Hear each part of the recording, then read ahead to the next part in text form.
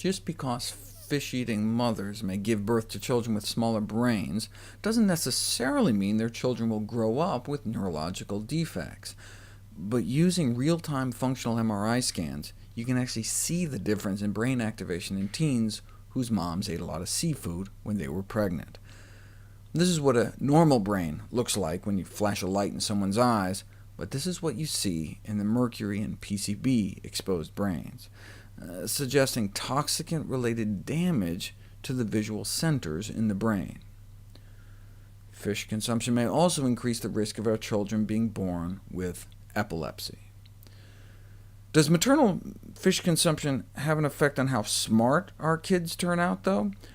Well, look, the DHA in fish, the long-chain omega-3 fatty acid, is good for brain development, but of course the mercury is bad for brain development. So what these researchers did was look at 33 different fish species to see what the net effect of these compounds would have on children's IQ. And for most fish species, it found that the adverse effect of mercury on the IQ scores of children exceeded the beneficial effects of the DHA. So much lost brain power from fish consumption that our country may actually lose $5 billion in economic productivity every year.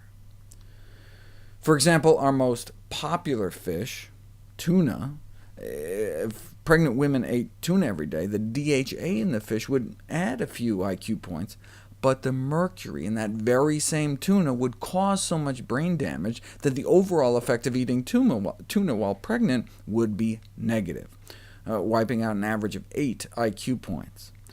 In fact, the only two more brain-damaging fish were pike and swordfish. At the other end of the spectrum, the brain-boosting effect of DHA may trump the brain-damaging effects of mercury in salmon by a little less than 1 IQ point. Unfortunately, IQ just takes into effect the cognitive damage caused by mercury, not the adverse effects on motor function and attention and behavioral deficits. We think that attention span may be particularly vulnerable to developmental mercury exposure, probably due to damage to the frontal lobes of the brain.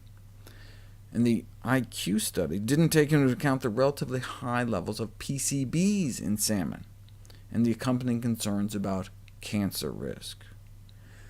Adding sustainability concerns adds another wrinkle, as farm-raised salmon are considered a fish to avoid, whereas king mackerel is considered a best choice for sustainability, but the mercury levels are so high as to warrant avoiding consumption, exceeding both the FDA and EPA action levels for mercury contamination.